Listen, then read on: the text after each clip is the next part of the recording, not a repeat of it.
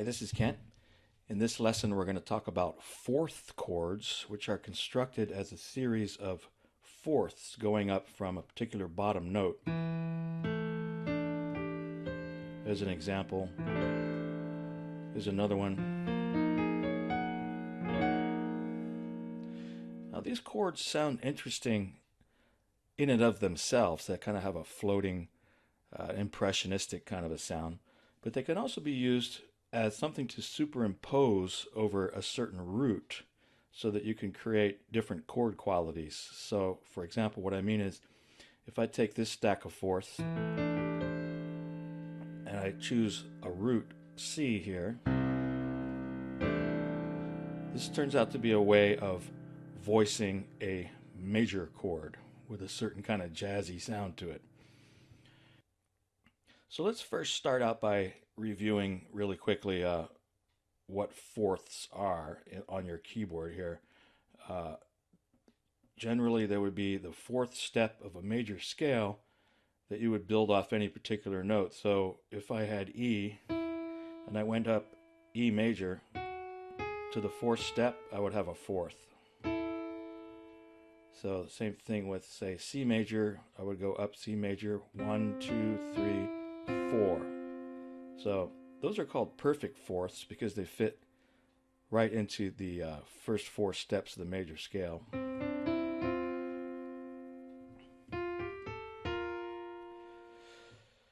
Now we have another type of fourth which we're going to work with in some of these chord types that we're going to go through, which would be an augmented fourth, something which is sometimes called a tritone.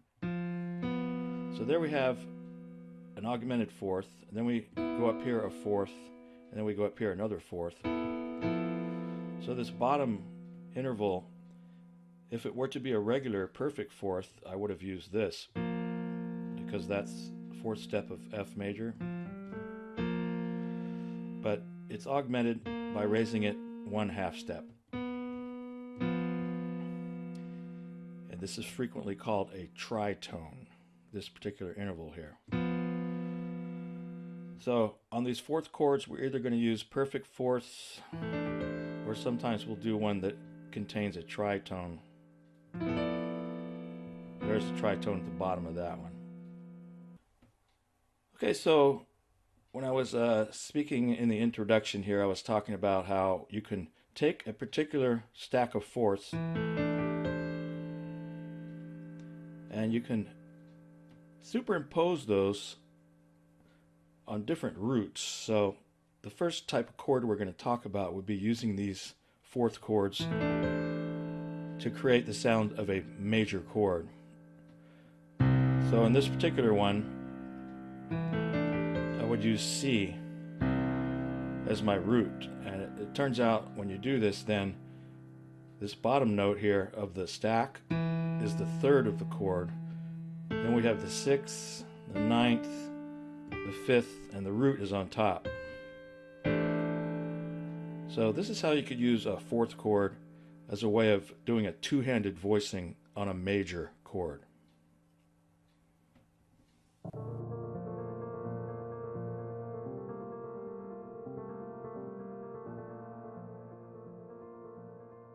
So it's interesting that if I took the first four notes of this previous chord,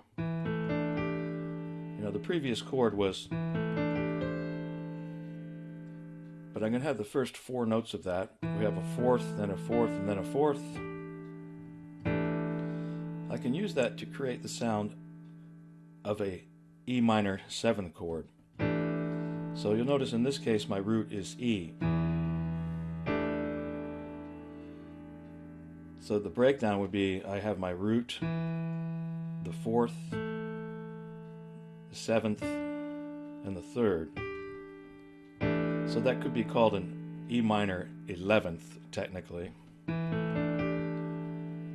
because of this added fourth here.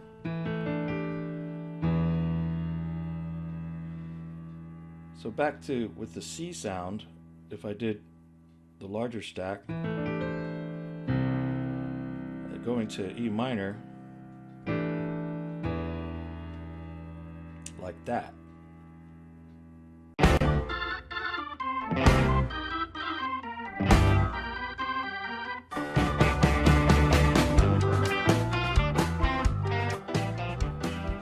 Now, if I wanted to do a dominant seventh chord using a stack of fourths, this is where I would be using a tritone fourth in the bottom. Then I have another fourth here, a regular fourth, another regular fourth, and finally another one. It's a stack of fourths with a tritone fourth at the bottom. I could use this to create a G dominant seventh chord.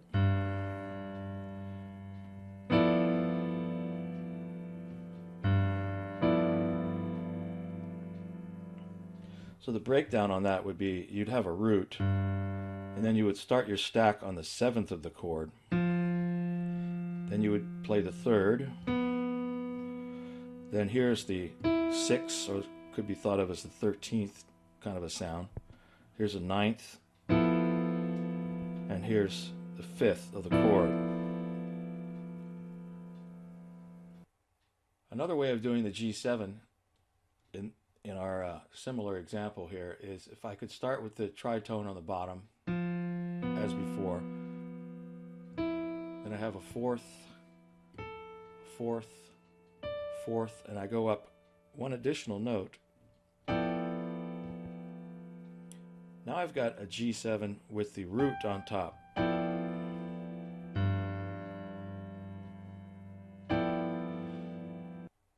So the breakdown on that one is similar. We have the root. We start on the seventh, do the tritone, add a fourth, add a fourth, add another one. I should really be doing this way as far as the hands that I'm using, because I need to be able to reach up and do the root on top. So I've got three notes here in the left, and then I've got the top three notes in my right for another type of voicing that results in a G7 chord. Now you could do a similar tritone approach here.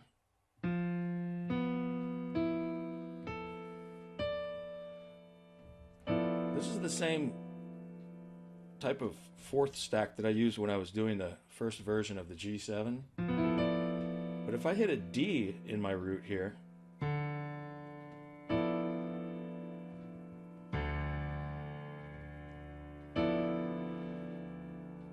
that results in a way of voicing a D minor sixth chord. Okay, so in that case I've got, here's the root, this is the third of the chord, this is your sixth right there. It also contains a ninth, fifth, and root. So you could be doing this for like a 2-5 thing. You could go, here's the D minor, and then G. So you're using the same thing up here. Now finally I want to show you how to use these stacked fourths to get the sound of a suspended seventh chord. So let's say we had a G7 suspended chord that we wanted to play. I could do that by using this structure.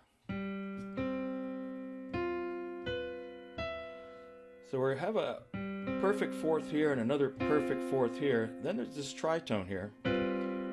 We need the tritone so we can get the seventh and the third of the chord going on. And way up here would be like a 13.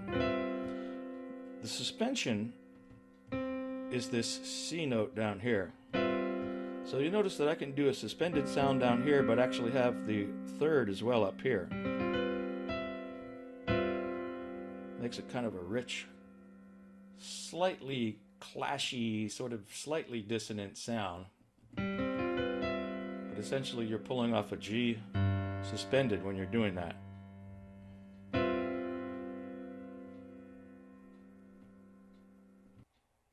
Okay, so the final thing I'm going to show you is another way of doing the G dominant suspended chord here. Start here with the same underlying structure there. I'm going to keep going up though. I have my third here, 13th, and now I'm going to put a ninth on top.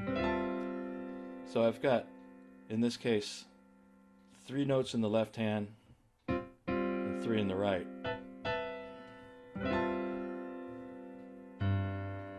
So that creates another interesting voicing for the G7 sus chord.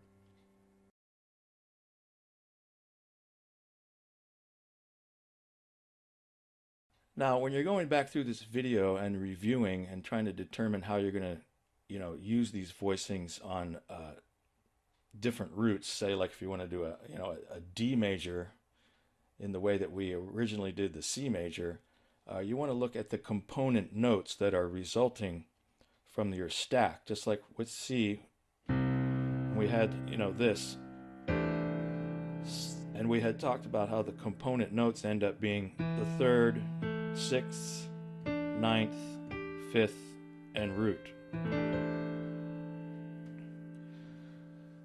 So to me, the best way to be able to learn how to implement those starting on different roots is to think of what the component notes are when you stack all those fourths on top of a root. All right, so that's a lot to work with. Really rich kind of jazzy sounds for those things. And I hope you enjoy working with that, and I'll see you next time.